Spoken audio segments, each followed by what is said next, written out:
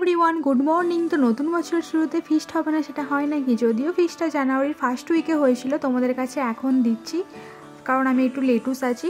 তো আমরা কামারকুণ্ডু স্টেশনে চলে এসেছি। আমার একটা বন্ধুদের বাড়িতে আজকে ফিস্ট হবে, তো ওর বাড়ি হচ্ছে কামারকুণ্ডু। আর দেখো এখানে স্টেশনের রেল লাইনে কাজ হচ্ছে, তো চলো ওদের বাড়ি যাওয়া যাক।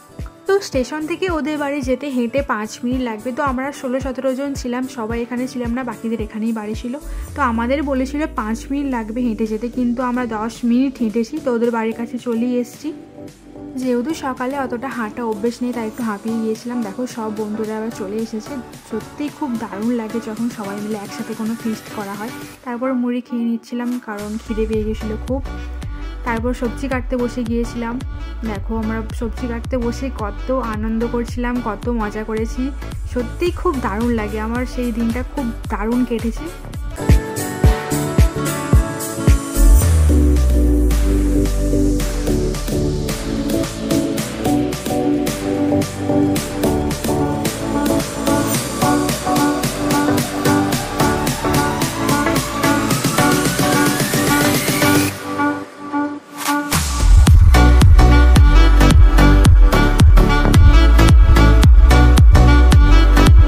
সবজি কাটতে বসে দেখো আমরা দুজনে তো কাজের থেকে অকাজটাই বেশি করছিলাম। তারপর দেখো এরা এখানে পায়ের ওপর পা তুলে বসে আছে, কিন্তু একটাও কাজ করে না, করছিল সরি। তারপর এখানে আমাদের সায়ন ভাই মাংসগুলোকে ধুয়ে নিচ্ছিল খুব ভালোভাবে। তখন প্রায় 10:30টার বেশি, 11:30 বাজতে যাচ্ছিলো, তখন আমাদের রান্না করা স্টার্ট হয়েছে। আর এই জাস্ট কড়াটা বসানো হয়েছে ওভেনে মাংসর জন্য, কারণ আগে প্রথমে মাংসটা করে নিচ্ছিল। আমরা সবাই দাঁড়িয়ে দাঁড়িয়ে দেখছিলাম, একটা আলাদাই এক্সাইটমেন্ট ছিল। আর এরা দেখো দুজনে শুধু এসে থেকে নেচেই যাচ্ছে। চলো তোমাদের বলে দিই আজকের ফিস্টের মেনুতে কি কি আছে। তো ফ্রাইড রাইস, চিকেন কষা, চাটনি আর পাঁপড়, ব্যাস এটুকুই ছিল আমাদের ফিস্টে। বিশ্বাস করো প্রচুর প্রচুর মজা করেছি। ওখানে গান হচ্ছিল তাই নাচতেও শুরু করে দিয়েছিলাম।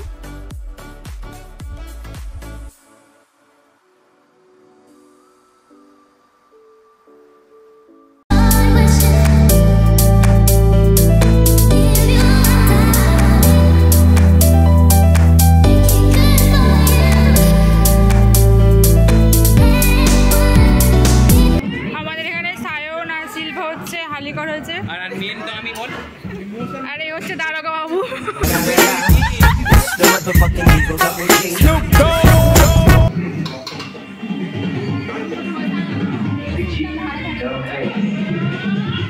এরা এদিকে রিলস বানাচ্ছিল, আর এদিকে আমাদের চিকেন কষাটা ফাইনালি কমপ্লিট হয়ে গেছে। দেখেই পুরো জিভে জল আসছিল।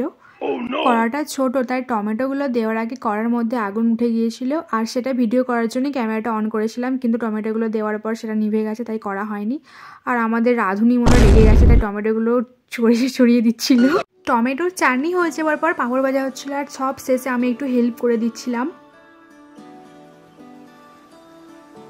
আর এটা হচ্ছে আমাদের ফ্রাইড রাইসের রাঁধুনি। তো রান্না করার আগে রাঁধুনির নাচটা কিন্তু দারুণ ছিল, তোমরা যাই বলো। আর দেখো তখন 2:23 বাজে, তখন আমাদের রাইসের জন্য কড়া বসানো হয়েছে। জানি না কখন রান্না হবে আর কখন খাবো, তো হচ্ছে হবেই। এনার আবদার ছিল হচ্ছে আমি রান্না করছি, আমার আগে ভিডিও কর।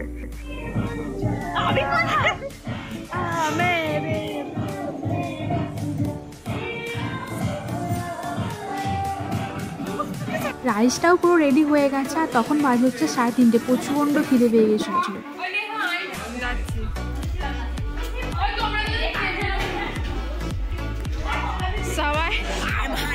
সবাই ডোনেট করে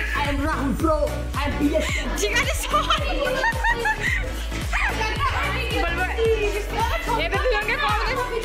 এরা বিনা পয়সায় খেতে এসছে।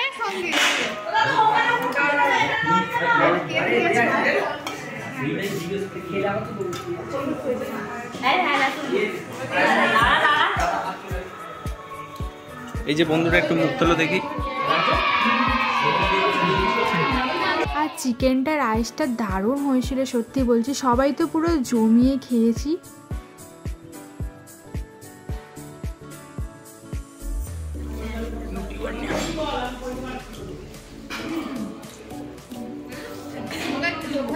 আর এরা দেখো পাঁপড় হাতেতেই নিচ্ছে পান মশলার মতো। তো আমি ভিডিও বানাতে এসেছিলাম, এসে দেখি এরা তো পাঁপড় হাতেতেই নিয়ে খেয়ে নিচ্ছে।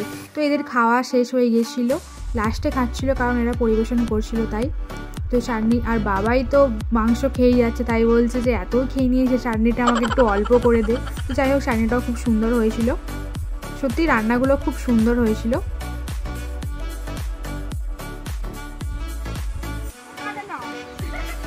এত খেয়েছে গাড়ি করে, গাড়ি করে বোঝাই করে নিয়ে যাচ্ছে। সবার মতো আমারও একই অবস্থা হয়েছিল, হেঁটে যাওয়ার আর এনার্জি ছিল না। চলো তারপরে আমরা স্টেশনে চলে এসেছি। আর এরকম একটা দিন যেন আমাদের জীবনে আবার বারবার ফিরে আসুক, কারণ আজকের দিনটা খুব খুব খুব এনজয় করেছি।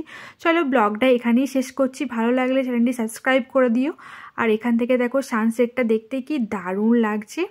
আমরা এখানে কিছু ফটোশ্যুট করছিলাম। চলো টাটা, দেখা হচ্ছে নেক্সট ব্লগে।